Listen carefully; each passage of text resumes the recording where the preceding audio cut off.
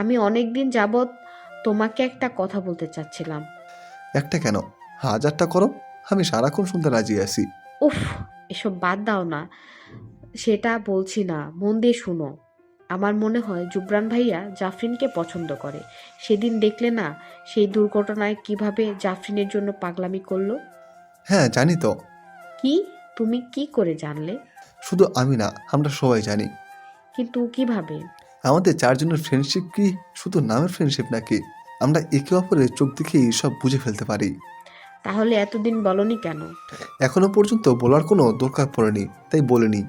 কিন্তু আমি একটা বিষয় নিয়ে অনেক ভয় পাচ্ছি সাফিন। কি নিয়ে ভয় পাচ্ছে আমার বউটা? কার এত সাহস আমার বউকে ভয় দেখানোর? সাফিন, সিরিয়াস হও। আমি এখানে দুষ্টুমির কোনো কথা বলছি না। আমি অনেক চিন্তিত জাফরিনের জন্য। আচ্ছা বলো, শুনছি। তুমি তো জানো জাফরিনের সাথে আবিদ ভাইয়ার বিয়ে অনেক আগে থেকেই ঠিক। কিন্তু জুবরান ভাইয়া জাফরিনকে ভালোবাসে।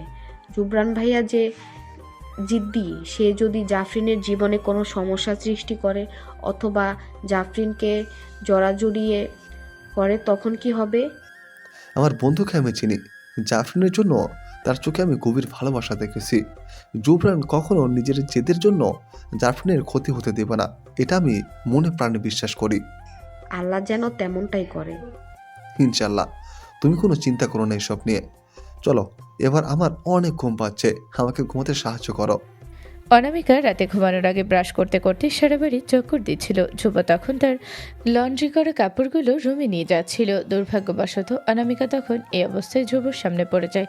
ধ্রুব অনামিকাকে দেখে নাক মুখ কুচকে চেটকে বলে, ছি ওয়াক, কি বিশ্রী! কেউ ব্রাশ করতে করতে নাকি সারা বাড়ি ঘুরে বেড়ায়। আমার তো বমি এসে পড়েছে এই দৃশ্য দেখে। তখন অনামিকা রাগে মুখে ব্রাশ নিয়ে ধ্রুবকে শাসাচ্ছিল, কিন্তু তার মুখে ব্রাশ থাকায় তার বলা কোনো কথাই বোঝা যাচ্ছিল না। ধ্রুব জিজ্ঞাসা করলো, কি বললে বুঝলাম না। অনামিকা আবারও মুখে ব্রাশ নিয়ে কথা বলল, কিন্তু ধ্রুব আবারও বুঝতে পারল না তার কথা।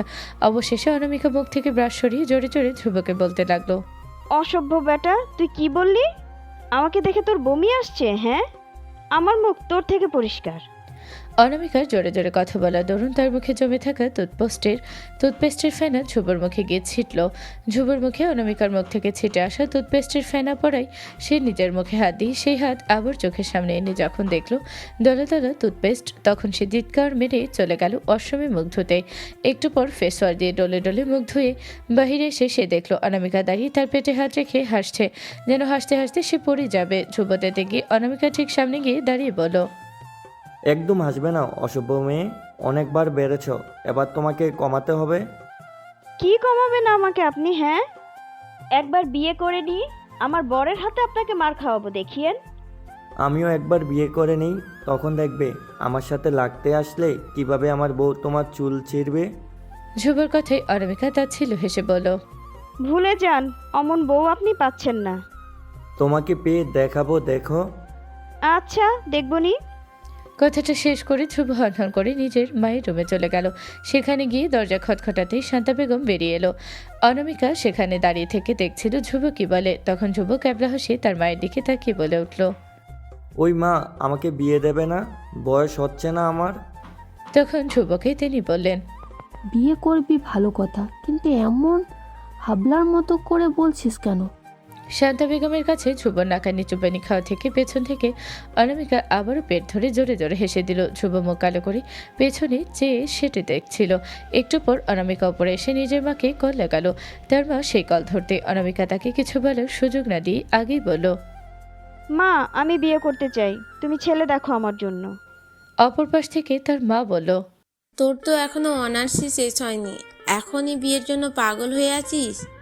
তো কি হয়েছে, দেখে রাখো না, দেশে ফিরলেই করিয়ে দিবে। অনামিকার মা অনামিকার সাথে কথা বলে কল রেখে শান্তাকে কল করলেন। শান্তা কল তুলতেই তিনি বললেন, কি রে, কি হয়েছে বুঝলাম না।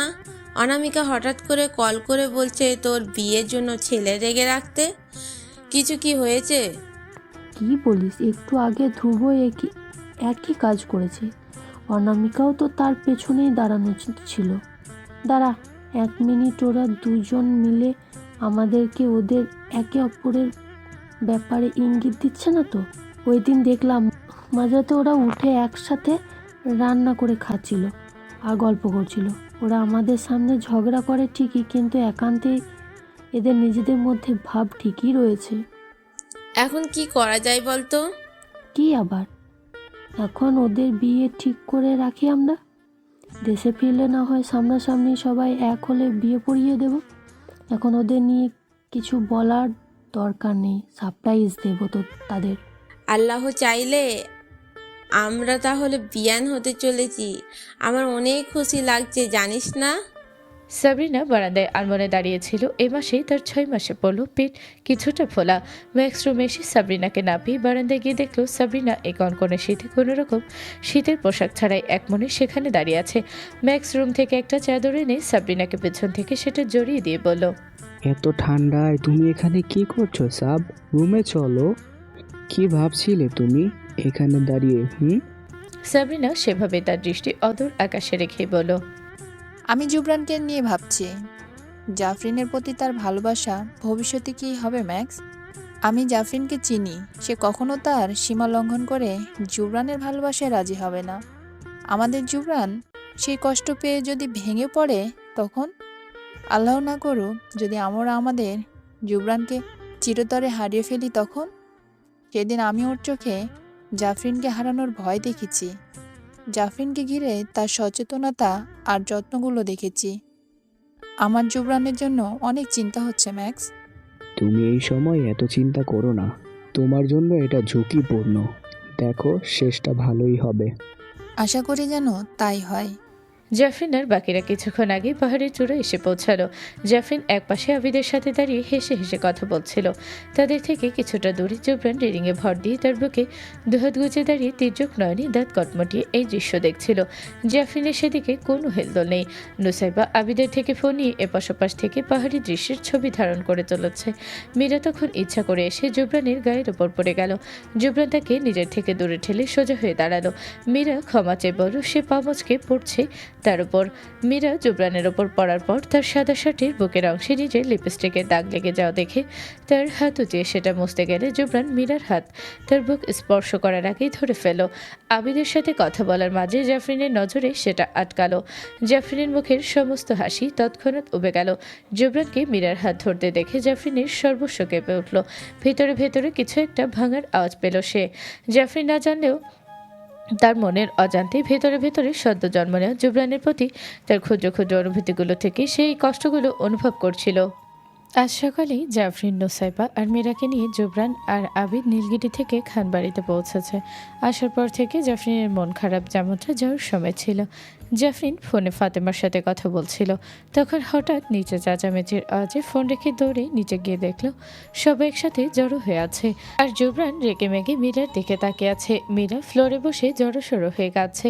সুফিয়া বেগম ছেলেকে বোঝাচ্ছে আর ইমরা বেগম মীরার হয়ে জুবরানের কাছে ক্ষমা চাইছে। এসব দেখে জাফরিন স্থবির হয়ে গেল। কিছুক্ষণ আগের ঘটনা, জুবরান আজ সকালে ফেরার পর থেকে সুফিয়া বেগম সুযোগ খুঁজছিলেন জুবরানকে মীরার আর তার বিয়ের কথা বলার জন্য। যখন তিনি সুযোগ বুঝে জুবরানের রুমে গেলেন, গিয়ে ধীরে সুস্থে জুবরানকে সব বুঝিয়ে বলে তার মতামত জানতে চাইলেন। তখন তিনি এটাও জানালেন তার বাবা বলেছে ছেলের মতই তার মতো হবে।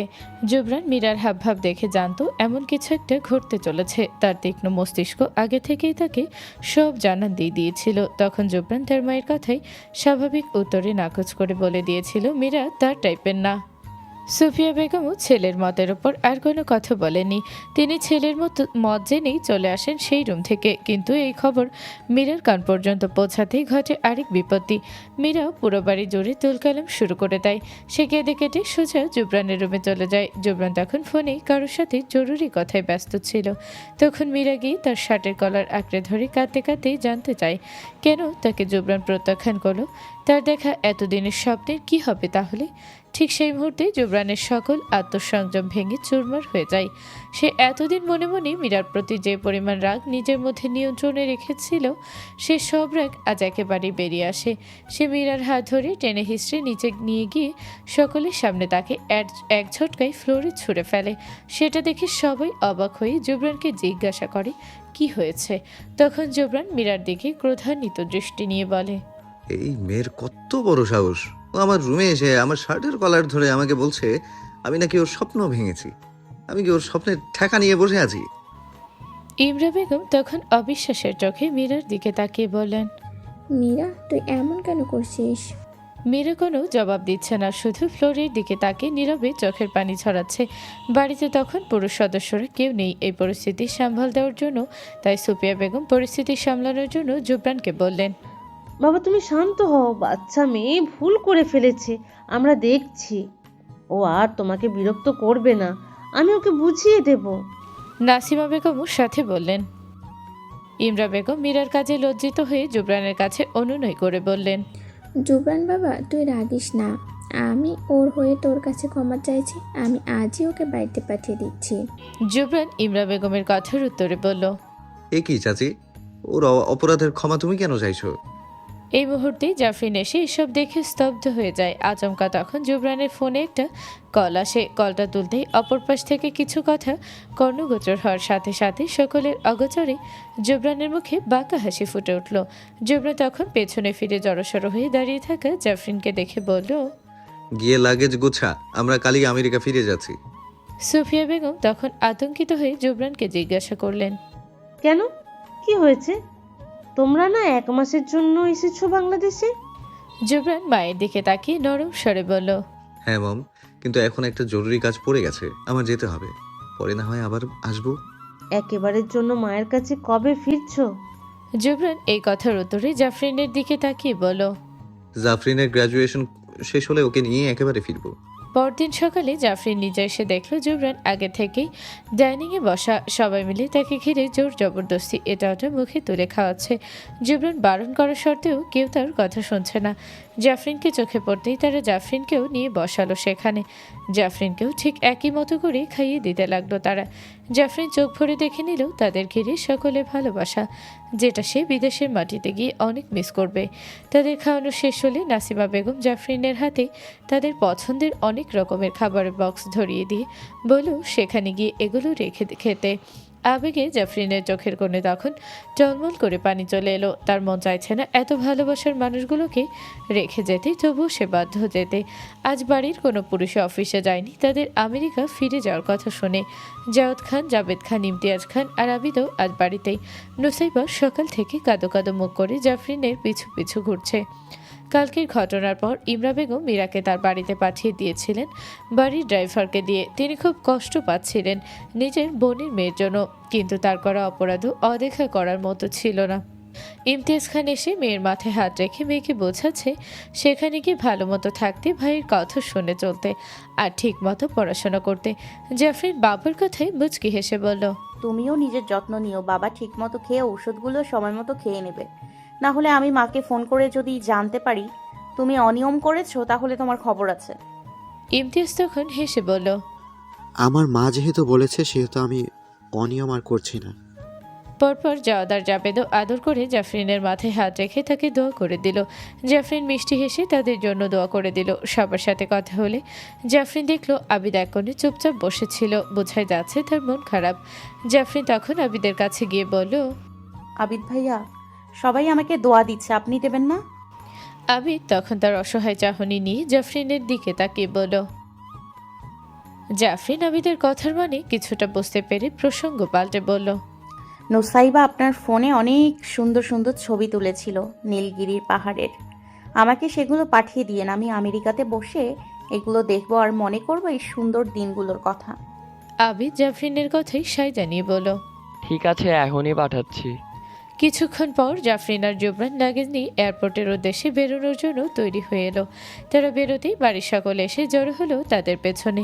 জুবরান আর জাফরিনের এভাবে এত তাড়াতাড়ি চলে যাওয়া মেনে নিতে পারছেন না সুফিয়া বেগম। তিনি কান্নায় জর্জরিত হয়ে জুবরানকে জড়িয়ে ধরে বললেন, বাবা তোমাকে কিন্তু তোমার মায়ের জন্য ফিরতেই হবে, না হলে তোমার মা তোমাকে ছাড়া আর বাঁচবে না।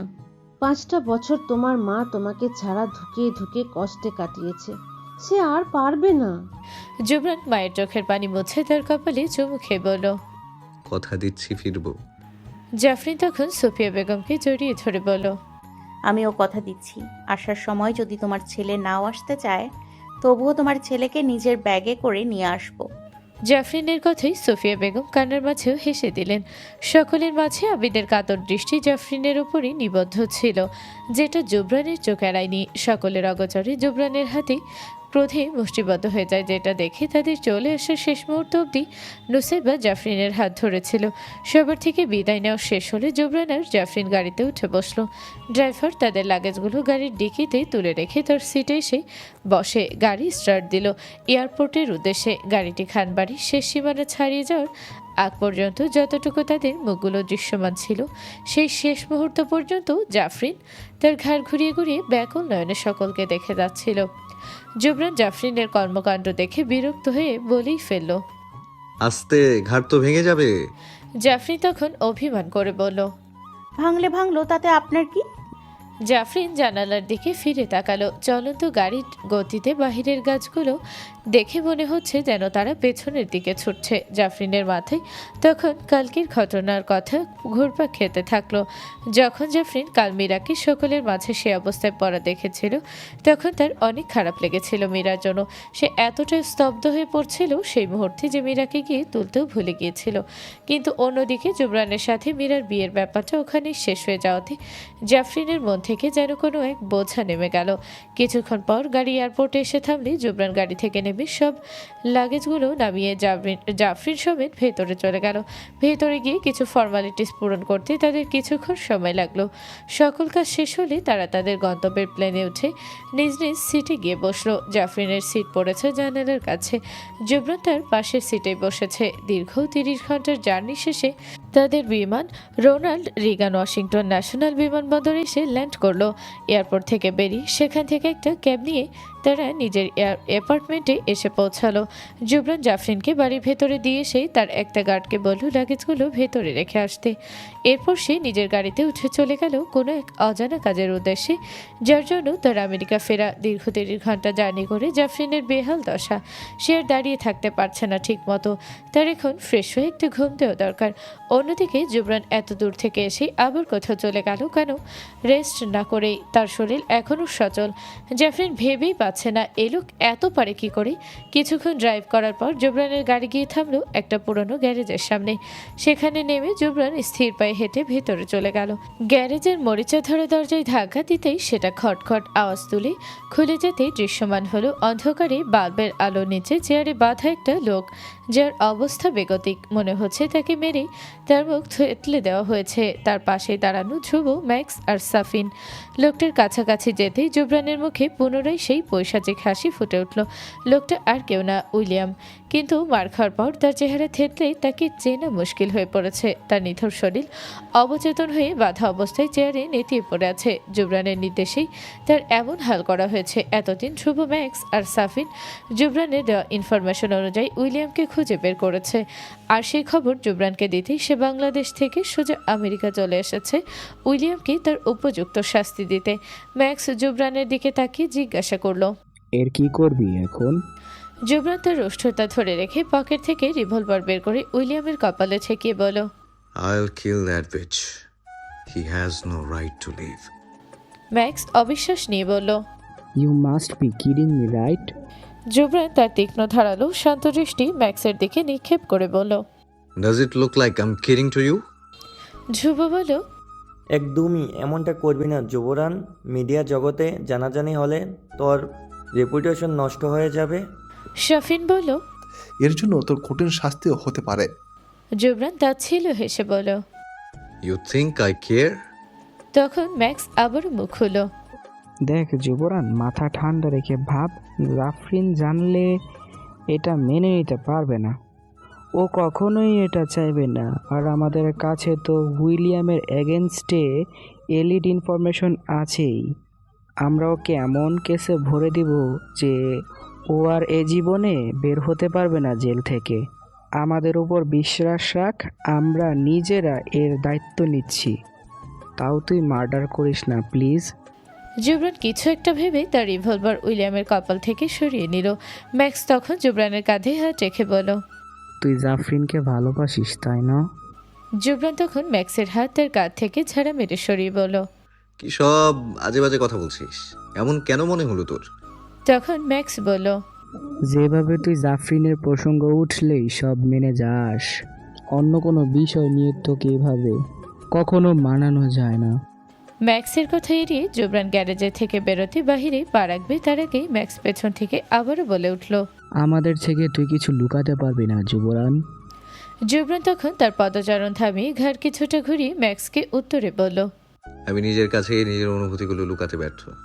ওয়াশিংটন ডিসিতে ডিসেম্বর মাসটাই শীতের প্রকোপে দিনের বেলা তাপমাত্রা প্রায়শই 20 ডিগ্রি থেকে 25 ডিগ্রি ফারেনহাইটের মধ্যে ওঠানামা করে। ডিসেম্বর থেকে ফেব্রুয়ারির মাঝামাঝি এই সময়টাতে অ্যাপালাচিয়ান পর্বতমালা থেকে ঠান্ডা বাতাস বয়ে আসে এবং উপকূলীয় সমভূমির উপর দিয়ে প্রবাহিত হয়, যার ফলে শীতের প্রকোপে তুষারপাত হতে দেখা যায়। এই তুষারপাত ডিসেম্বর থেকে মার্চ পর্যন্ত অব্যাহত থাকে, তবে সবচেয়ে বেশি তুষারপাত হয় জানুয়ারি এবং ফেব্রুয়ারি মাসের দিকে। ঠিক তেমনই আজ বাহিরের আবহাওয়া বেশ শুষ্ক, তবে খুব সুন্দর তুষারপাত হচ্ছে। ক্লাস শেষ করে জাফরিন, ফাতেমা আর অনামিকা ভার্সিটির ক্যাম্পাসে বসে তুষার বিলাস করছে। জাফরিন হাত পেতে দিতেই জলীয় বাষ্পের কঠিন বরফের স্ফটিকগুলো তার হাতে এসে পড়ছে। ফাতেমা আর অনামিকারও তাই করছে। তাদের সবার গায়ে শীত নিবারণের জন্য লং কোট পরা। অনামিকা তখন বলে উঠল, চল আজকে হেঁটে হেঁটে বাসায় যাই, তোরা তোদের ড্রাইভারকে বলে গাড়ি নিয়ে বাসায় চলে যেতে। জাফরিন তখন বলে উঠল, না, জুবরান ভাইয়া জানলে রাগ করবেন। উনি আমার বাসায় ফেরার সময় জানেন, সেই সময়ের 1 মিনিট দেরি হলে তিনি কৈফিয়ত চাইবেন, আর তখন যদি বলি আমি হেঁটে বাসায় এসেছি তখন তিনি অনেক রাগ করবে।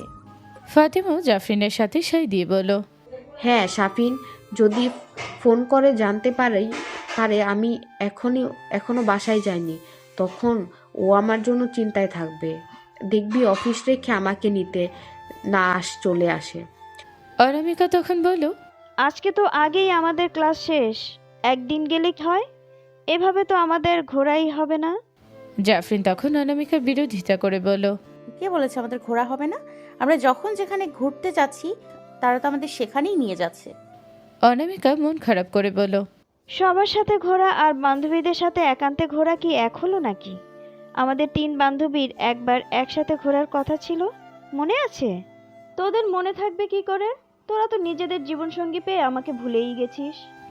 অনামিকার মন খারাপ দেখে জাফরিন আর ফাতেমা বাধ্য হলো তার কথাই রাজি হতে। ফাতেমা সাফিনকে কল করে জানিয়ে দিল যেন সে চিন্তা না করে। অন্যদিকে জাফরিন জুবরানকে কল করে পেল না, তার কল বিজি পেল, তাই তারা তাদের ড্রাইভারকে বলে দিল চলে যেতে। অনামিকা, জাফরিন আর ফাতেমা ভার্সিটি থেকে বেরিয়ে হাঁটতে লাগলো। হাঁটতে হাঁটতে তারা একে অপরের সাথে গল্প করছিল। তখন তারা দেখলো রোডের পাশে একটা বড় নদী, যার পাশে বিস্তৃত খোলা মাঠ। অনামিকা তাদের সেখানে টেনে নিয়ে বসালো। জায়গাটা দেখতে অনেক সুন্দর লাগছিল। বরফের স্তূপে চারপাশের সবুজ গাছপালাগুলো ঢেকে গিয়েছে। মাটিতে পড়েছে বরফের মোটা আচ্ছাদন। সেটা দেখে তাদের বরফ দিয়ে স্নোম্যান বানাতে ইচ্ছে করলো। তারা একসাথে মিলে এখানে থাকা সকল বরফ জড়ো করে স্নোম্যান বানাতে শুরু করলো। অনেক কষ্টের পর অনেক বড় একটা স্নোম্যান বানাতে সফল হলো তারা। অনামিকা তার ফোন বের করে স্নোম্যানের সাথে তাদের ছবি তোলা শুরু করলো। তখন জাফরিন দুষ্টুমি করে অনামিকার মুখে একদলা বরফের স্তূপ ছুঁড়ে মারল। অনামিকাও মাটিতে পড়া বরফ তুলে সেটা হাতে মুঠোয় চেপে চেপে বরফের বল বানিয়ে জাফরিনকে ছুঁড়ে মারল। কিন্তু জাফরিন সময় মতো সরে যাওয়াতে সেটা গিয়ে লাগলো ফাতেমার গায়ে।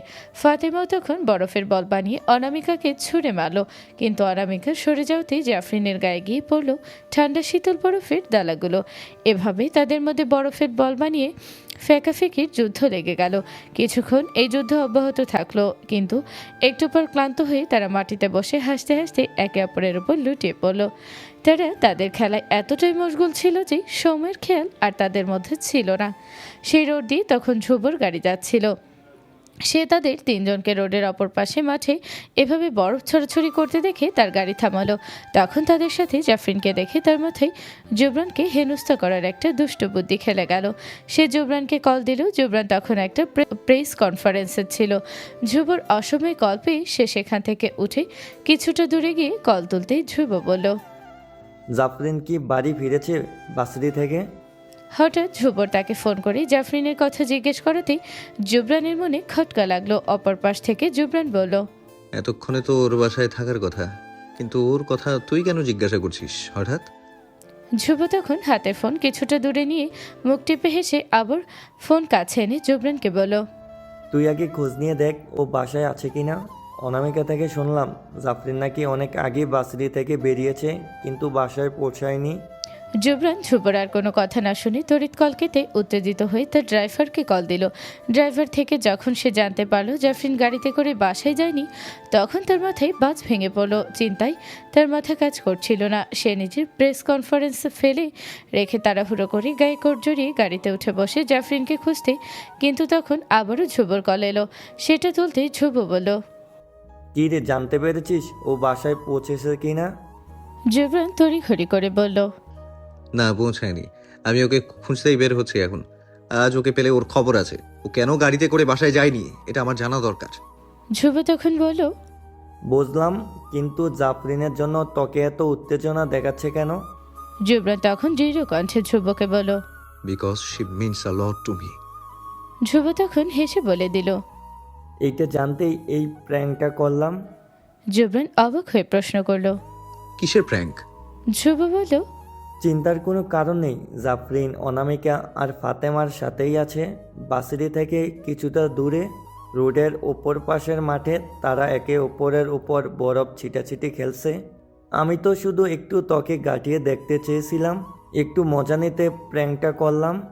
জুবরান তার এমন কথা শুনে রাগে ফেটে বজ্রকণ্ঠে ধ্রুবকে হুমকি দিয়ে বলল, just meet me for once and I'll kick the shit out of you.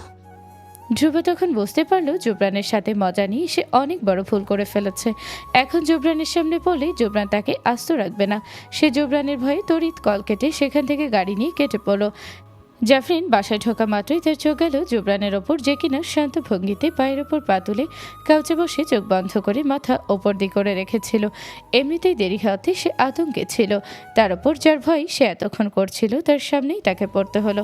এমন শান্ত নিস্তব্ধ পরিবেশে জাফরিনের শরীর কাঁটা দিয়ে উঠল, যেন ঝড়ের আগে নিস্তব্ধতা এটা। সে কোনো শব্দ না করে ধীর পায়ে জুবরানকে পাশ কাটিয়ে তার রুমে যেতে নিয়েছিল। তখনই জুবরান ভারী গলায় বলে উঠল, দাঁড়া। জুবরানের গলা এতটাই ভারী ছিল যে জাফরিন কেঁপে উঠল। সে ফিরে জুবরানের দিকে তাকাতে জুবরান ধীরে সুস্থে তার মাথা তুলে জাফরিনের দিকে প্রখর দৃষ্টি নিক্ষেপ করে আবারও বলল, কোথায় ছিলি এতক্ষণ? ড্রাইভারকে বাসায় কেন পাঠিয়ে দিয়েছিলি? জাফরিন তখন ভয়ের জড়তা নিয়ে বলল, ফাতেমা আর অনামিকার সাথে হেঁটে বাসায় এসেছি। জুবরান আবারও ঠান্ডা গলায় বলল, তাদের বাড়ি এখান থেকে অপোজিটে।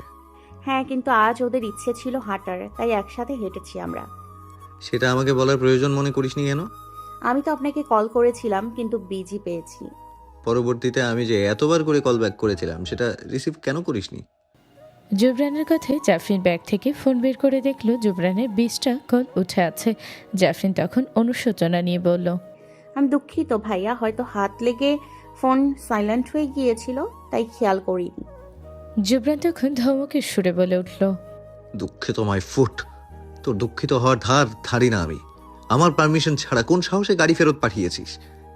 আমার কথার কি কোনো মূল্য নেই তোর কাছে? আমি কি সারাদিন তোর পেছনে লেগে থাকবো? আমাকে কি তুই পাগল পেয়ে বসেছিস? জুবরান এর আগে কখনো জাফরিনের সাথে এভাবে ধমকে কথা বলেনি, তাই জুবরানের এমন ধমকিতে জাফরিনের চোখের কোণে অভিমানী পানি জমে গেল। জুবরান সেটা লক্ষ্য করা মাত্র আর এক মুহূর্ত সেখানে বসল না, সে উঠে সেখান থেকে চলে গেল। জাফরিন হাতের উল্টো পিঠ দিয়ে চোখের পানি মুছে দুঃখ ভারাক্রান্ত মন নিয়ে তার রুমে চলে গেল। কিছুক্ষণ পর জাফরিন নিচে এসে মেয়ের থেকে জানলো জুবরান বাসায় এসে এখনও তার লাঞ্চ করেনি। জাফরিন ভাবল জুবরান নিশ্চয়ই তার উপর রেগে এমন করছে। তখন জাফরিন অনুশোচনা নিয়ে নিচ থেকে জুবরানকে খুঁজতেই তার রুমে এসে দরজায় টোকা দিল, কিন্তু জুবরানকে তার রুমে পেল না। তখন তার মনে হলো জুবরান নিশ্চয়ই ছাদে হবে। সেটা ভেবে জাফরিন ছাদে চলে গেল। ছাদে গিয়ে দেখলো জুবরান ছাদের কোনায় দাঁড়িয়ে সিগারেট টানছে, খোলা আকাশে ধোঁয়ার কুণ্ডলি উড়াচ্ছে। সেদিন হাইওয়েতে জুবরানের সিগারেট খেতে দেখে জাফরিন গিয়ে বকার পর থেকে আর জুবরানকে এসব খেতে দেখেনি সে, কিন্তু আজ আবার কেন এসব খাচ্ছে সে? অন্যদিকে জুবরান জাফরিনকে আজ বকার পর জাফরিনের চোখের পানি আসা দেখে তার ভেতরে ভেতরে কষ্ট হচ্ছে, নিজের উপর জেদ কাজ করছে। কেন তখন সে নিজের রাগ নিয়ন্ত্রণ করতে পারেনি এটা ভেবে। তার নিজের কারণে জাফরিনের চোখে পানি আসায় তার এমন অনুভব হচ্ছিল যেন কেউ তার হৃদয়ে খঞ্জর চালিয়ে দিয়েছে। সে তার মনের এই যন্ত্রণা দমিয়ে রাখতে এতদিন পর না পেরে সিগারেট ধরিয়েছে। জাফরিন তৎক্ষণাৎ গিয়ে জুবরানের মুখ থেকে সিগারেটের শলাটা টান দিয়ে নিচে ফেলে দিয়ে পা দিয়ে পিষে ফেলল। জুবরান জাফরিনের কর্মকাণ্ডে স্বাভাবিক গলায় প্রশ্ন করল। এমন কেন করলি? জাফরিন সহজ সাবলীল উত্তর দিয়ে বলল, কারণ আমি চাই না আপনি সিগারেট খান। এগুলো খেলে যে ক্যান্সার হয় প্যাকেটে লেখা দেখেননি? আর সবচেয়ে বড় কথা, এগুলো খাওয়া হারাম। জাফরিনের কথায় তোয়াক্কা না করে জুবরান ভালো করে জাফরিনকে দেখে নিয়ে বলল। তোর গায়ে শীতের পোশাক নেই কেন? জাফরিন তখন নিজের দিকে খেয়াল করে বলল, ওপরে আসার সময় পড়তে ভুলে গেছি। এত ভুল হয় কিভাবে তোর? কথাটা বলে জুবরান নিজের গায়ের জ্যাকেটটা খুলে এক হাত দিয়ে তার সামনে ধরে বলল, এটা পরে নে, তোর শরীরে বরফ পড়েছে, ঠান্ডা লেগে যাবে। জাফরিন প্রথমে সেটা নিতে ইতস্তত বোধ করলো। পরক্ষণেই তার দিকে জুবরানের তির্যক ধারালো দৃষ্টি লক্ষ্য করতেই সে নিয়ে নিল জুবরানের জ্যাকেট। নিজের গায়ে জড়ানোর সাথে সাথেই সে জ্যাকেট থেকে একটা মিষ্টি রিফ্রেশিং স্মেল এসে লাগলো তার নাকে। জাফরিনের কাছে সেটা ঘোরের মতো লাগলো। সে নিজের ঘোর কাটিয়ে জুবরানকে বলল, আপনি তো আপনার জ্যাকেট আমাকে দিয়ে দিলেন, আপনার তো তাহলে ঠান্ডা লেগে যাবে। কিচ্ছু হবে না। জুবরান আর জাফরিন নীরবে কিছুক্ষণ সেখানে দাঁড়িয়ে রইল। কিছুক্ষণ পর জুবরান সেই নিস্তব্ধতা ভেঙে বলল, আই এম সরি, আমার তখন তোর উপর ওভাবে চিল্লানো উচিত হয়নি। জুবরানের ক্ষমা চাওয়াতে জাফরিন অবাকের চরমে পৌঁছে জুবরানের দিকে অবাক চোখে তাকিয়ে রইল। তখন জুবরান তার কপাল কুঁচকে বলল, কি ব্যাপার, এভাবে হা হয়ে তাকিয়ে আছিস কেন? আমি লাইফে কাউকে কখনো সরি বলিনি, তুই এই প্রথম আর তুই শেষ। যখন শুনেছি তুই তখনও বাসায় আসিস নি, আমি তখন কতটা ঘাবড়ে গিয়েছিলাম তোর সে বিষয়ে কোনো ধারণা আছে? তখন আমি নিজেকে দুষছিলাম যে আবার গাফিলতির কারণে এমন হয়েছে। জাফরিন আরেক দফা অবাক হয়ে প্রশ্ন করল, আপনাকে কে বলল যে আমি তখন বাসায় ফিরিনি? জুবরান তখন প্রসঙ্গ পাল্টে বলল, আর কখনো এমন করবি না, আর নেক্সট টাইম এমন করার সাহস দেখালে মনে রাখিস তোর জন্য আমি ওয়ার্স্ট হব। আর হ্যাঁ, ওভাবে আর কখনো আমার সামনে তোর চোখের পানি ফেলবি না। জাফরিনের নিজের প্রতি জুবরানের এমন দায়িত্ববোধ দেখে তার মনে জুবরানের প্রতি ভালো লাগা আরেক দফা বেড়ে গেল। জাফরিন দৃঢ় কণ্ঠে জুবরানকে বলল, আর কখনো করব না এমন। আপনার পারমিশন ছাড়া কোথাও পা রাখবো না। জুবরান বোধে জাফরিনের কথায় সন্তুষ্ট হলো। সে তার মুখে একটা তৃপ্তির হাসি নিয়ে সামনে ফিরল। কিছু ছোট ছোট বরফ কণা এসে তাদের গায়ে পড়ছিল, শরীরে এসে ছুঁয়ে দিচ্ছিল সেই বরফের শীতলতা। তবু জাফরিনের সেটা দেখতে বেশ ভালোই লাগছিল। এই মুহূর্তটাকে তার বেশ ভালো লাগছিল। সে হাসি মুখে জুবরানের পাশে দাঁড়িয়ে সেটা উপভোগ করছিল, আর জুবরান উপভোগ করছিল জাফরিনের মুখে চঞ্চল হাসি। অনামিকার কিছুক্ষণ আগে হট চকলেট খাওয়ার ক্রেভিং উঠেছিল, তাই সে রান্নাঘরে এসে চট করে নিজের জন্য হট চকলেট বানিয়ে ফেল। অনামিকা সেটা সুন্দর করে একটা গ্লাসে ঢেলে নিয়ে ওপরে সুইট বলস দিয়ে ডেকোরেশন করলো। তার মনে হলো এটার একটা ছবি তোলা উচিত। হঠাৎ তখন রান্নাঘরে শান্তা বেগম চলে এলে অনামিকা তার হট চকলেট শান্তা বেগমের জিম্মায় রেখে বলল, খালামণি, তুমি আমার হট চকলেটের খেয়াল রেখো তো, যেন কেউ না খায়। আমি আমার রুম থেকে ফোনটা নিয়ে আসছি একটা ছবি তোলার জন্য। অনামিকা যাওয়ার একটু পরেই ধ্রুব চলে এলো রান্নাঘরে খাবার জন্য কিছু খুঁজতে। তখন তার চোখে পড়ল অনামিকার হট চকলেটের গ্লাসটি। সে সেটা হাতে নিতে গেলেই শান্তা বেগম ওকে বলল, ওটা ধরিস না, অনামিকা বানিয়ে রেখে গেছে খাবে বলে। ধ্রুব তখন দুষ্টু হেসে রান্নাঘরের একটা শেলফ থেকে স্ট্র বের করলো। সেটা দিয়ে গ্লাসের সব হট চকলেট একটানে খেয়ে নিল, গ্লাসে কোনো প্রকার হাত দেওয়া ছাড়াই। শান্তা বেগম ছেলের কাণ্ডে মাথায় হাত রেখে বললেন, এটা কি করলি তুই? তখন ধ্রুব ক্যাবলা হেসে বলল, আম্মু, তুমি তো বলেছো হাত না দিতে, খেতে তো আর বারণ করনি, তাই খেয়ে নিলাম। শান্তা বেগম রেগে গিয়ে বললেন, অসভ্য ছেলে। অনামিকা এলে এখন আমি কি বলবো ওকে? বেচারি কত কষ্ট করে এতক্ষণ ধরে বানালো এটা। কথার মাঝে অনামিকা এসে হাজির হলো। যখন সে রান্নাঘরে এসে দেখলো তার হট চকলেটের গ্লাস খালি আর সামনে ধ্রুব দাঁড়িয়ে, তখন তার কিছু বুঝতে বাকি রইল না। সে ধ্রুবর ওপর চেঁচামেচি করে কাঁদতে লাগলো। ধ্রুব ততক্ষণে পাশ কাটিয়ে পালিয়ে আসলো রান্নাঘর থেকে। শান্তা বেগম তখন অনামিকাকে সান্ত্বনা দিয়ে বললেন, দাঁড়া, আমি আবারও বানিয়ে দিচ্ছি তোকে এটা, তাও তুই এভাবে কাঁদিস না।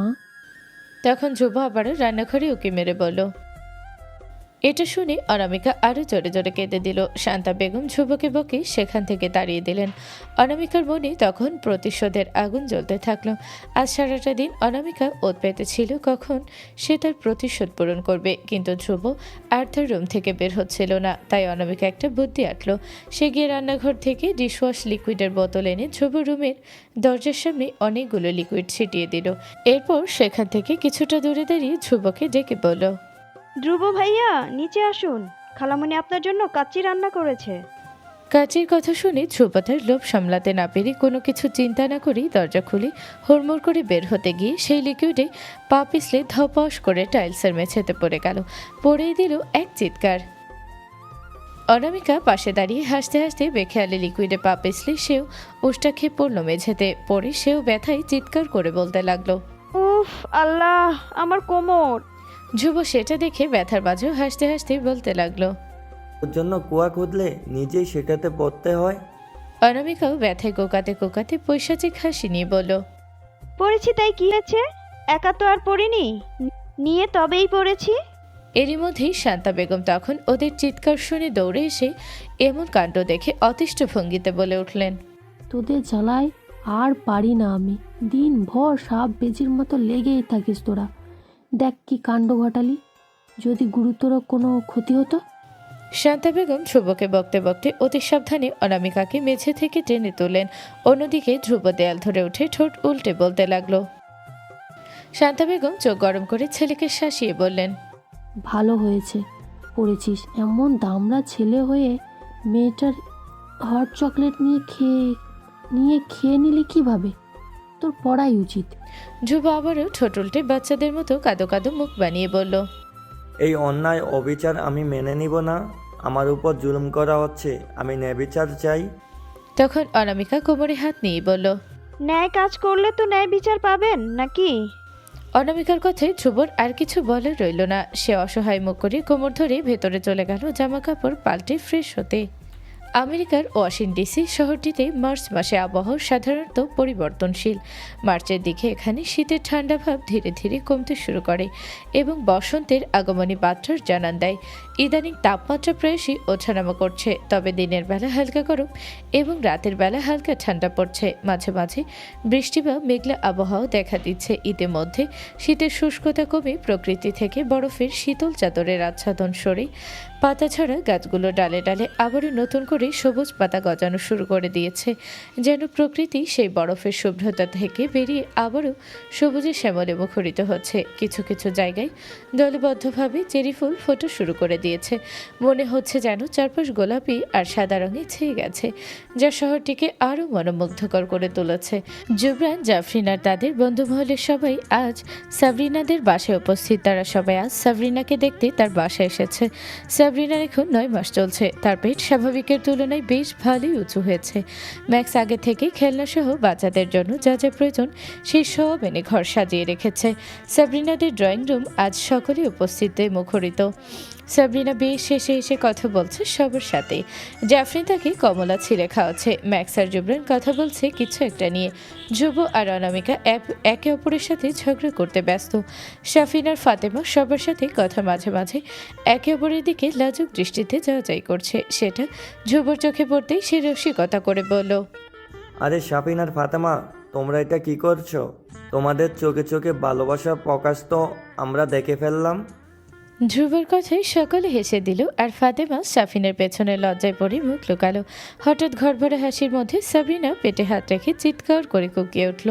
সবার দৃষ্টি তার দিকে চলে গেল। জাফরিন কমলা ছেলা রেখে সাবরিনাকে ধরে সামলালো। সাবরিনার কোকানিতে সবাই আতঙ্কে পড়ে গেল। তখন জুবরান চেঁচিয়ে বলল, ম্যাক্স, সময় নষ্ট না করে জলদি গাড়ি বের কর, ওকে হসপিটালে নিতে হবে। ম্যাক্স জলদি গিয়ে গাড়ি বের করতেই জুবরান গিয়ে ড্রাইভিং সিটে বসলো আর ম্যাক্স সাবরিনাকে নিয়ে পেছনের সিটে বসলো। জুবরান যাওয়ার আগে ধ্রুবকে বলে দিল বাকিদের আস্তে ধীরে তার সাথে করে নিয়ে আসতে। জুবরান গাড়ির স্পিড বাড়িয়ে ড্রাইভ করে নিয়ে যাচ্ছিল হসপিটালের দিকে, কিন্তু মাঝপথে জটিল জ্যাম পড়ে যায়। জুবরান বিরক্তিতে গাড়ির স্টিয়ারিং হুইলে হাত দিয়ে বাড়ি মারে। দীর্ঘ 5 মিনিট এভাবে জ্যামে আটকে থাকায় সাবরিনার অবস্থা ক্রমশ খারাপ হতে থাকলো। জুবরান আর ধৈর্য ধরে থাকতে পারল না।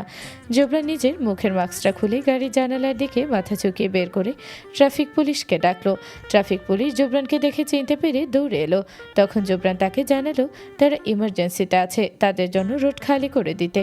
ট্রাফিক পুলিশ সেটা মেনে দৌড়ে গিয়ে তার জন্য রোডের এক পাশ খালি করে দিল। ইতিমধ্যে জ্যামে আটকে পড়া তার অনেকগুলো ফ্যান তাকে চিনে ফেললো।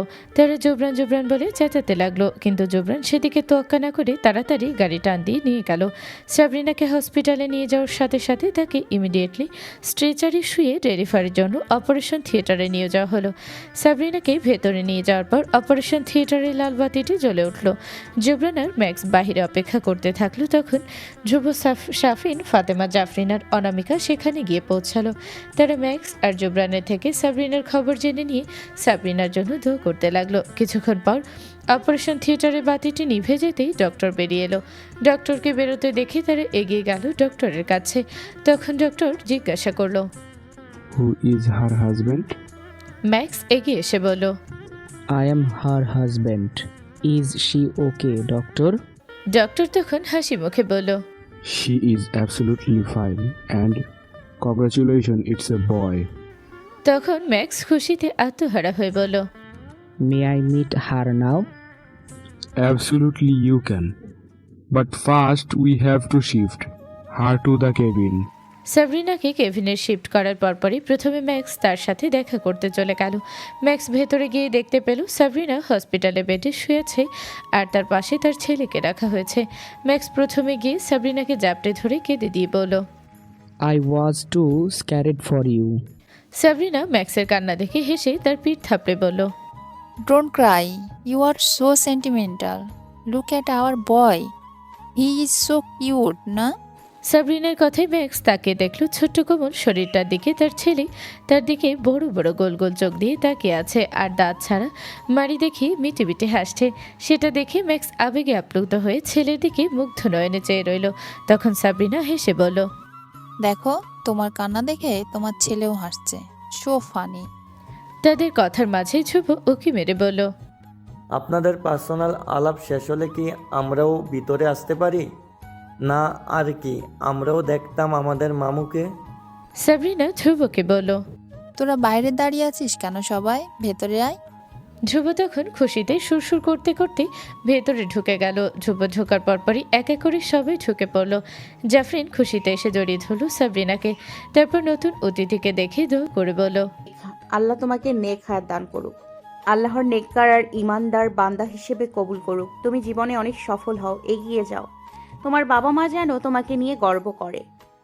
দোয়া রইল তোমার জন্য ছোট্ট সোনা।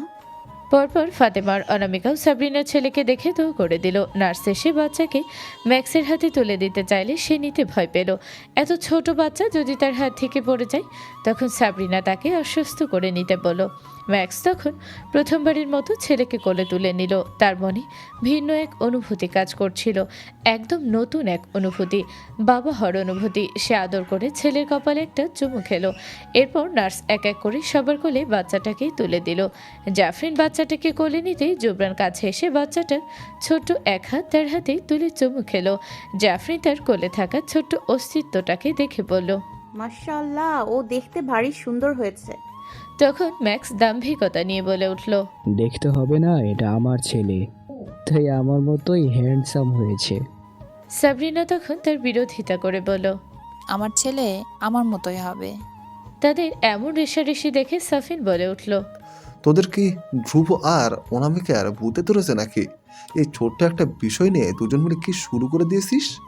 তখন ম্যাক্স দৃঢ়তা নিয়ে সমঝোতার সাথে বলল, সব কথার শেষ কথা, ছেলে যেহেতু আমাদের দুজনের, তাই আমাদের দুজনের মতোই হয়েছে। নতুন অতিথিকে ঘিরে সকলের আনন্দে মুখরিত হয়ে সারা কেবিন জুড়ে খুশির মহল তৈরি হলো। সমুদ্রের পানির স্রোত প্রবাহের ধারার মতো দ্রুত ক্যালেন্ডারের পাতা পাল্টে আরও 3টি বছর অতিবাহিত হয়ে গেল। সাথে অতিবাহিত হয়ে গেল আরও 3টি গ্রীষ্ম, শীত, শরৎ ও বসন্ত। সময় অতিবাহিত হওয়ার সাথে মানুষের পরিবর্তন জীবনের একটি অবিচ্ছেদ্য অংশ। সময়ের ব্যবধানে অনেকে জীবন থেকে হারিয়ে যায়, আবার অনেকে নতুন করে যোগ দেয়। তেমনি সময়ের সাথে সাথে তাদের এক একজনের জীবনে এসেছে নতুন নতুন নতুন পরিবর্তন। জাফরিন, অনামিকা আর ফাতেমার আজ অনার্স ফাইনাল ইয়ারের রেজাল্ট বের হবে। সেই সূত্রে অনামিকা আর ফাতেমা আজ সকাল থেকেই জাফরিনের সাথে জুবরানের বাসায় আছে। ওদের সাথে সাবরিনাও আছে। সাবরিনার কোলে তার ছেলে আদিল খেলা করছে। আদিলের বয়স এখন 3 বছর। সাবরিনা তার পুরো নাম রেখেছে আহনাফ আহমেদ আদিল, যার অর্থ প্রশংসিত, ন্যায়বান এবং সরল পথের অনুসারী। আদিল এই অল্প বয়সে অনেকটা বুঝদার আর দায়িত্বশীল। সে তার বাবা মার কষ্ট হোক এমন কোনো কাজ করে না। আদিল জাফরিনকে দেখা মাত্র মায়ের কোল ছেড়ে ছুটে চলে গেল তার কাছে। ছোট্ট আদিল দৌড়ে জাফরিনের কাছে গিয়ে তার ছোট ছোট দুহাত মেলে ধরে জাফরিনকে বলল, জাফরান কলে নাও। আদিল জাফরিনের জন্য পাগল আর জাফরিনও আদিলকে অনেক ভালোবাসে। জাফরিন প্রাণবন্ত হাসি নিয়ে দুহাতে এগিয়ে আলতো করে আদিলকে কোলে তুলে নিয়ে তার কপালে চুমু খেয়ে বলল, আমার বাবাটা। তখন সাবরিনা আদিলকে বকে বলল, আদিল, তোমাকে না বলেছি আন্টি বলবে না, নাম ধরে ডাকবে। জাফরিন তখন মুখে হাসি রেখেই বলল, থাক আপু, বকো না আমার বাবাটাকে, ও এখন ছোট তাই বলতে পারছে না, বড় হলে ঠিক হয়ে যাবে। সাবরিনা তখন জাফরিনের কথার উত্তরে বলল, দেখো আবার ওকে লাই দিয়ে মাথায় তুলো না, পরে তোমার মাথায় উঠে নাচবে। জাফরিন আদিলকে নিয়ে ঘুরিয়ে ঘুরিয়ে খেলতে খেলতে খিলখিল করে হেসে বলল, আমার বাবাই তো, মাথায় উঠলেও সমস্যা নেই। যেভাবে ওকে ভালোবাসা দিয়ে মাথায় তুলবো সেভাবেই ওর করা অন্যায়গুলো আদর করে বুঝিয়ে শুধরিয়ে দিব। জাফরিনের কথায় সাবরিনা সন্তুষ্ট হাসল।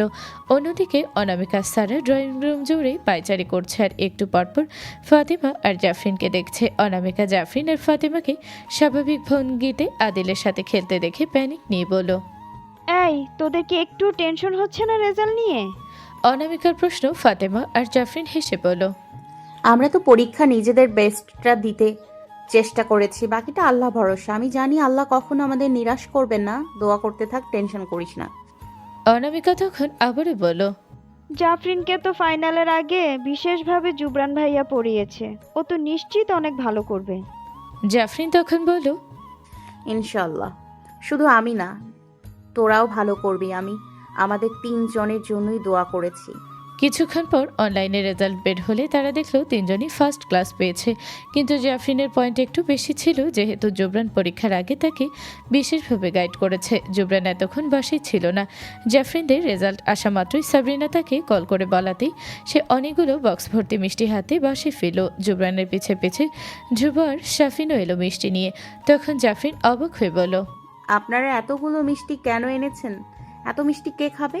তখন ধ্রুব হেসে বলল, সেলিব্রেশনে কোনো কিপটামি হবে না তাই বেশি বেশি এনেছি। সবাইকে একসাথে সোফায় বসলো। তখন ধ্রুব জুবরান আর সাপিনকে খুঁচিয়ে খুঁচিয়ে বলো, কি রে, তোদের থেকে কিন্তু আজ আমি আর নেক্সট ট্রিট ডিজার্ভ করি।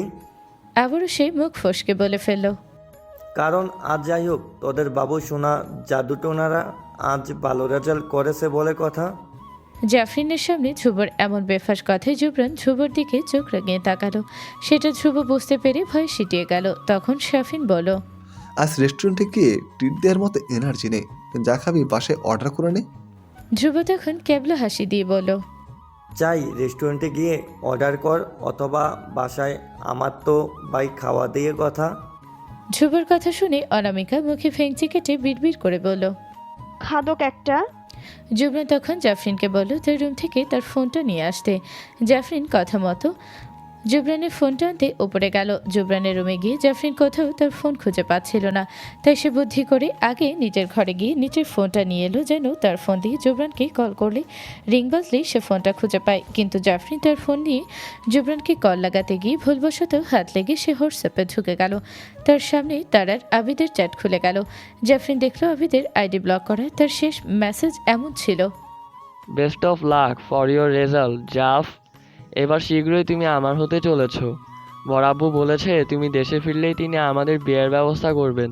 আমি অপেক্ষা করছি তোমার জন্য। তুমি কি বলতে পারবে এই অপেক্ষার শেষ কোথায়? বলো, তুমিও কি আমার মতো করে এই অপেক্ষার প্রহর গুনছো জাফ? জাফরিন অবাক হলো আবিদের এমন ভালোবাসার স্বীকারোক্তিতে, তার থেকেও বেশি অবাক হলো তার আইডি ব্লক করা দেখে। জাফরিন ইদানিং খেয়াল করছে তার ফোনে মেসেজ একা একাই সিন হয়ে যাচ্ছে, আবার সে অ্যাক্টিভে না থাকলেও তাকে অ্যাক্টিভ দেখাচ্ছে। প্রথমে সেটা তার মনের ভুল মনে করলেও আজ আবিদের আইডি তার ফোনে ব্লক দেখে তার সন্দেহ আজ সত্য প্রমাণ হলো। জাফরিন এসব ভাবতে ভাবতে তার ফোন দিয়ে জুবরানের ফোনে কল লাগাতেই সে দেখলো জুবরানের বেডের কোনায় তার ফোন পড়ে আছে। জাফরিন বিড়বিড় করে জুবরানকে বেপরোয়া বলে ফোনটা হাতে নিতেই তার সামনে আরেক ধাপ রহস্যের পর্দা উন্মোচিত হলো। জুবরানের ফোনের স্ক্রিনে তার নাম্বার ফায়ারফ্লাই লিখে নামের পাশে একটা ব্ল্যাক লাভ দিয়ে সেভ করা। জাফরিনের মনে পড়ে গেল তার প্রথমবার আমেরিকায় এসে ফোনে সিম ভরার পর সেই আননোন মেসেজ আসার কথা, যেটাই লেখা ছিল welcome to my destiny firefly. জাফরিনের তখন কেন যেন মনে হলো তার জুবরানের ফোন খুলে দেখা উচিত, হয়তো সে আরও অজানা কিছুর সম্মুখীন হতে পারে। জাফরিন একজন আত্মমর্যাদাবান, সাহসী আর বুদ্ধিমতী মেয়ে, সে কখনো এভাবে কারো ব্যক্তিগত ফোন নিয়ে ঘাটত না, কিন্তু আজ বিষয়টা তার সত্য জানা নিয়ে, যেটা তার জীবনের সাথে জড়িত। জাফরিন ফোনটা খুলতে গিয়ে দেখলো জুবরানের ফোনে লক সেট করা। জাফরিন তখন বুদ্ধি খাটিয়ে জুবরানের জন্মসাল বসালো লকটাতে, কিন্তু তাতে কোনো কাজ হলো না। ইনকারেক্ট পাসওয়ার্ড দেখলো। জাফরিন অনেকবার চেষ্টা করে এসে পাসওয়ার্ড বসালো, কিন্তু কিছুতেই কোনো কাজ হলো না। জাফরিনের বারবার চেষ্টা করাতে ফোনে 30 সেকেন্ডের টাইমার সেট হলো। টাইমারের আগে সে আর নতুন কোনো পাসওয়ার্ড বসাতে পারবে না। জাফরিন 30 সেকেন্ড অপেক্ষা করলো। টাইমার শেষ হতেই সে কি মনে করে নিজের জন্মসাল টাইপ করে দিল। তখন অবাক করে ফোনটা খুলে গেল। জাফরিন আজ ধাপে ধাপে অবাকই হয়ে যাচ্ছে। এত শত না ভেবেই সে আবারও তার কাজে মন দিল। জাফরিন জুবরানের ফোন ঘাঁটতে গিয়ে তার মাথায় পুরো আকাশ ভেঙে পড়ল। সে দেখল জাফরিনের প্রত্যেকটা অ্যাকাউন্টের অ্যাক্সেস জুবরানের ফোনে রয়েছে। তাহলে কি এতদিন জুবরানি তার অ্যাকাউন্টগুলো কন্ট্রোল করত? আবিদকেও কি জুবরানি ব্লক করেছে? জাফরিনের মাথায় হাজার হাজার প্রশ্ন ঘুরপাক খেতে লাগলো। এসব ভাবতে ভাবতে জাফরিন জুবরানের গ্যালারিতে ঢুকে গেল। তখন আরেক ধাপে চমকে গিয়ে দেখল জুবরানের গ্যালারি ভরা তার ছবি, এমনকি তার ছোট থেকে পর্যন্তকার সকল ছবি তার গ্যালারিতে উপস্থিত। যখন জুবরান আমেরিকাতে ছিল আর জাফরিন বাংলাদেশে, তখনকার জাফরিনের ছবিও জুবরানের ফোনে রয়েছে। কিন্তু প্রশ্ন হলো এসব ছবি সে পেল কোথায়? জাফরিন তো তুলেনি, দেখেই বোঝা যাচ্ছে এখানে তোলা প্রত্যেকটা ছবি তার অগোচরে তোলা হয়েছে। জাফরিন আরও দেখল তার সেদিনে নীলগিরির ছবি, যখন সে সাদা গাউন পরা আনমনে দাঁড়িয়ে গায়ে মেঘ মাখিয়ে নিচ্ছিল, তখনও জুবরান ছবিটা তার অজান্তেই তুলেছিল। অন্যদিকে জাফরিনকে এতক্ষণেও নিচে নামতে না দেখে জুবরান সন্দেহবশত নিজেই উপরে চলে এলো। উপরে নিজের রুমে আসতেই জুবরান যখন জাফরিনের হাতে নিজের ফোন দেখলো, তখন সে পেছন থেকে এসে তার হাত থেকে ছো মেরে সেটা কেড়ে নিয়ে বলল, তোকে আমি আমার ফোন আনতে বলছিলাম, আর তুই এটা কি করছিস? আমার ফোনের লক কি করে খুললি তুই? তোর সাহস কি করে হলো আমার প্রাইভেসিতে হাত দেওয়ার? জাফরিন তখন তার লাল লাল চোখ নিয়ে জুবরানের দিকে তীক্ষ্ণ দৃষ্টি নিয়ে বলল, এসব কেন করেছেন? জুবরান শঙ্কিত চোখে জাফরিনের দিকে তাকিয়ে বলল, কোন সব? জাফরিন ঠান্ডা নিরেট কণ্ঠে বলল, আপনি জানেন আমি কি নিয়ে কথা বলছি। এখন কোনো কিছুই আর গোপন নেই। আমি বোকা কিংবা অবুঝ কোনোটাই নই যে এসব ধরতে পারবো না। বলুন, আমার ফোনের কন্ট্রোল আপনি কেন রেখেছেন? আপনি আবিদ ভাইকে কেন ব্লক করেছেন? আপনার ফোনে আমার এত এত ছবি কি করছে? আর সেদিনের মেসেজটা তো আপনারই ছিল, তাই না? আমি স্পষ্ট দেখেছি আপনার ফোনে আমার নাম ফায়ারফ্লাই দিয়ে সেভ করে রাখা। একদম অস্বীকার করবেন না। এসবের মানেটা কি? জাফরিনের প্রশ্নে জুবরান হাত মুষ্টিবদ্ধ করে বাক্যহীন চুপচাপ দাঁড়িয়েছিল। জাফরিন তখন আবারও প্রশ্ন করল, কি হলো বলুন, উত্তর দিন। এখন চুপ কেন? জুবরান তখন কঠিন স্বরে বলল, তুই কি চাচ্ছিস এখন এই নিয়ে সিন ক্রিয়েট করতে? আমি আমার প্রশ্নের উত্তর চাচ্ছি। বলুন কেন করেছেন এমন? জুবরান তখন রাগে ফেটে জোরে গর্জে বলে উঠল, cause I love you damn it. জুবরানের এমন জোরালো ভারী গলার আওয়াজ নিজ পর্যন্ত পৌঁছে গেল। জাফরিন কেঁপে উঠল। জুবরানের মুখ থেকে এমন অপ্রত্যাশিত শব্দ শুনে তার নিজের কানকে বিশ্বাস হচ্ছিল না। এতক্ষণে সকলে জুবরানের চেঁচানোর আওয়াজ পেয়ে তার রুমে চলে এলো। জাফরিন আবারও অবিশ্বাস নিয়ে জিজ্ঞাসা করল, আপনি এসব ঠাট্টা করে বলছেন, তাই না? তোর মনে হয় আমি এই বিষয়ে তোর সাথে ঠাট্টা করব? সত্য তো তোর চোখের সামনেই। আমি তোকে ভালোবাসি, এটাই সত্য। জুবরানের কথা শুনে সবার সাথে দাঁড়িয়ে থাকা অনামিকা অবিশ্বাসে নিজের মুখে হাত চেপে ধরল। ফাতেমা আতঙ্ক নিয়ে দাঁড়িয়ে রইল। সেই ভয়টাই পাচ্ছিল এতদিন। আদিল ম্যাক্সের কোলে শুয়ে আছে। সাফিনা ধ্রুব নিশ্চুপ দাঁড়িয়ে আছে। তখন সাবরিনা এগিয়ে গিয়ে জাফরিনকে ধরে বলল, জাফরিন তুমি শান্ত হও, একটু বোঝার চেষ্টা করো। জুবরান তোমাকে মন থেকে ভালোবাসে। ও সবসময় তোমার ভালো চেয়ে এসেছে। জাফরিন তখন তাচ্ছিল হেসে সাবরিনাকে বলল, ভালোবাসা? কিসের ভালোবাসা? একজনের অজান্তে তার প্রাইভেসি ঘাটা কোন ধরনের ভালোবাসা? তাকে আননোন নাম্বারে মেসেজ দিয়ে আতঙ্কে ফেলে কোন ধরনের ভালোবাসা? আর সবচেয়ে বড় কথা, উনি তো জানেন ওনার ছোট ভাইয়ের সাথে আমার বিয়ে ঠিক করে রাখা। সেটা জানা সত্ত্বেও উনি কিভাবে এমন পরিস্থিতিতে আমাকে ভালোবাসতে গেলেন? সাবরিনা তখন জাফরিনকে বোঝাতে বলল, দেখো জাফরিন, ভালোবাসা কোনো দিন পরিস্থিতি দেখে হয় না। এটা হৃদয়ের ব্যাপার, এমনি এমনি হয়ে যায়। আমি কোনো দিনও আমার ফ্যামিলির এগেনস্টে যাব না, এটা উনি ভালো করেই জানেন। আপু, ওনাকে বলবেন উনি যেন আমাকে ভুলে যায়। শীঘ্রই আবিদ ভাইয়া আর আমার বিয়ে হতে চলেছে, তাই ওনাকে বলবেন ওনার মন থেকে আমাকে নিয়ে এসব চিন্তা মুছে ফেলতে। আমি কিছুদিনের মধ্যেই দেশে ফিরছি। এসব জানার পর ওনার সাথে আর এক ছাদের নিচে থাকা আমার পক্ষে সম্ভব নয়। কথাটা শেষ করে জাফরিন তড়িৎ সেখান থেকে বেরিয়ে এসে নিজের রুমে গিয়ে দরজা লাগিয়ে দিল। জুবরান জাফরিনের কথার ধারালোতা পরে করে তার যাওয়ার পানে চোখ শক্ত করে চেয়ে রইল। জাফরিন যে সেই কখন নিজের রুমের দরজা আটকে ছিল সেটা এখনও খোলেনি, রাতে খেতেও আসেনি। তখনকার ঘটনার পর সবাই জুবরানকে বুঝিয়ে রেখে নিজ নিজ বাসায় ফেরত চলে গিয়েছিল। মাঝরাতে ঘুম ভাঙল জাফরিনের। সে এশার নামাজ পড়ে সিজদায় গিয়ে কাঁদতে কাঁদতে জায়নামাজেই ঘুমিয়ে পড়েছিল। ঘুম ভাঙতেই জাফরিনের মাথায় তখনকার কথাগুলো ঘুরপা খেতে লাগলো। সে তখন ইচ্ছে করে জুবরানকে কঠিন কথা শুনিয়ে দিয়েছিল, যেন জুবরান তাকে ওর মন থেকে মুছে ফেলে। জাফরিনের মনেও 3 বছর আগে থেকে জুবরানের প্রতি অনুভূতি সৃষ্টি হয়েছিল। এটা সে তখন বুঝতে পেরেছে যখন সে জানতে পেরেছিল তার বড় আম্মু মীরার আর জুবরানের বিয়ে ঠিক করবেন। যেটা শোনার পর জাফরিনের সেই মুহূর্তে সব বিষাদ লেগেছিল। তার মনে একটা চাপ অনুভূত হয়েছিল, কিন্তু পরবর্তীতে জুবরান নিজের ইচ্ছায় সেই বিয়েটা নাকচ করে দেওয়াতে তার মনে সেই বোঝা নেমেছিল। আর এই ঘটনার পরই জাফরিন জানতে পেরেছিল জুবরানের প্রতি তার অনুভূতির ব্যাপারে।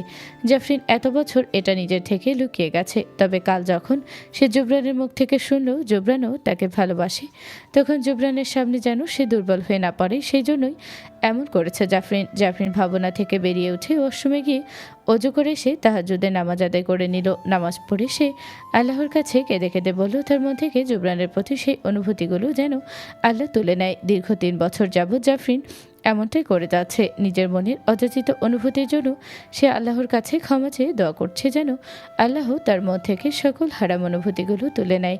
সে যেন কোনো হারামে জড়িয়ে না পড়ে, সে যেন আল্লাহর থেকে দূরে না সরে যায়।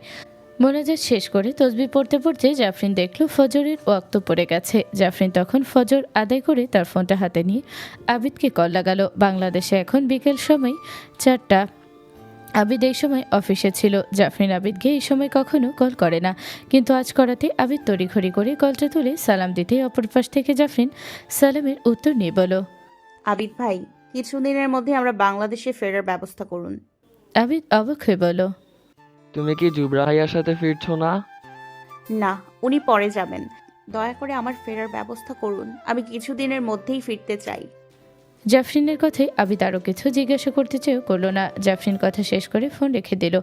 এরই মধ্যে 1 সপ্তাহ হয়ে এলো জাফরিন আর জুবরান এক ছাদের নিচে থেকেও একে অপরের মুখোমুখি হয় না। জুবরান বাসায় ফিরলে জাফরিন তার রুম থেকে বের হয় না, আর জুবরান ইদানিং তেমন বাসায় ফেরে না। সারাদিন সে বাহিরে কাটিয়ে রাতে দেরি করে বাসায় ফেরে।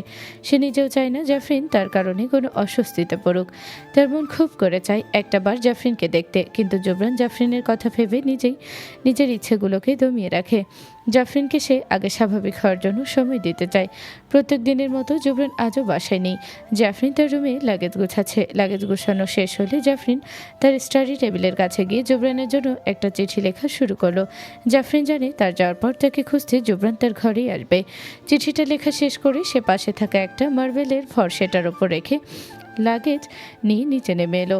নিচে এসে মেয়েটকে বলে দিল জুবরান বাসায় ফিরে তাকে জানাতে যে জাফরিন বাংলাদেশে ফিরে গেছে। মেয়ের তার কথায় সায় জানাতেই জাফরিন শেষবারের মতো বাড়িটার দিকে চোখ বুলিয়ে বেরিয়ে গেল। জুবরান বেশ রাত করে বাসায় ফিরল। ফিরেই সে মেয়েদের কাছে জানতে চাইল জাফরিন রাতে খেয়েছে কিনা। মেয়ের তখন জুবরানকে জাফরিনের বলে দেওয়া কথাটা জানাতেই জুবরান থমকে গেল। সে জানে জাফরিনের একার পক্ষে এত তাড়াতাড়ি ভিসা জোগাড় করে দেশে ফিরে অসম্ভব। জুবরান তখন তড়িৎ উঠে জাফরিনের রুমে চলে গেল। গিয়ে যখন রুম ফাঁকা দেখল তখন রাগে হাত মুষ্টিবদ্ধ করে জোরে দেয়ালে খুশি মারল। আচমকা জুবরানের চোখ গেল জাফরিনের স্টাডি টেবিলে আটকে থাকা একটা সাদা কাগজের উপর।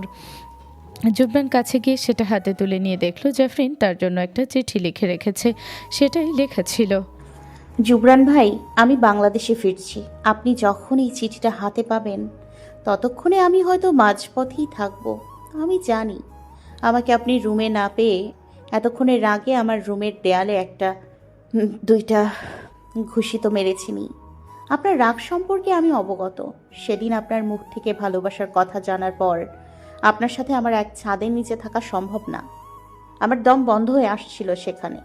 আমি জানি আপনি ভাবছেন আমার একার পক্ষে দেশে ফেরা সম্ভব না, তাই বলে রাখি আমাকে আবিদ ভাইয়া সাহায্য করেছে। তাই আমাকে নিয়ে কোনো চিন্তা করবেন না। আবিদ ভাইয়া নিজেই আমাকে নিতে এসেছিলেন এত দূর থেকে। আর হ্যাঁ, আমি চাই আপনি আমার আর আবিদ ভাইয়ের বিয়ের পরেই দেশে ফিরবেন। আমি চাই না আপনি আমাদের বিয়েতে কোনো ধরনের সমস্যা সৃষ্টি করেন। হয়তো পরের বার যখন আপনার সাথে আমার দেখা হবে ততদিনে আমি আপনার ছোট ভাইয়ের বউয়ের পরিচয়ে আপনার সামনে আসব। তখন আপনি আমার জন্য থাকবেন একজন পরপুরুষ। তাই বলছি, এখন থেকে আমার জন্য নিজের মনের সকল অনুভূতি মুছে ফেলুন। আপনি চাইলেই এটা পারবেন। আমি বড় আম্মুকে কথা দিয়েছিলাম আপনাকে সাথে নিয়েই ফিরব। যেহেতু সেটা পারিনি, তাই নিজ দায়িত্বেই দেশে ফিরবেন। আশা করি আবারও বড় আম্মুর মনে কোনো কষ্ট দেবেন না। ইতি, জাফরিন। চিঠিটা পড়া মাত্রই জুবরান রাগে ফেটে গর্জে রুমে থাকা সব ভেঙে তছনছ করে ফেলল। নিচে থাকা মেয়েটা চমকে গেল তার এমন গর্জনে আর ভাঙা চোরার শব্দে। জুবরান রাগে গজ গজ করতে করতে মুখে আওড়ালো, আমার ভালোবাসা তোর কাছে এতটাই মূল্যহীন লেগেছে যে আমার পরিবর্তে তুই আবিদকে বেছে নিয়েছিস। তাহলে তৈরি থাক। এতদিন তুই শুধু আমার ভালোবাসা আর যত্ন দেখেছিস, এখন থেকে দেখবি আমার অবহেলা।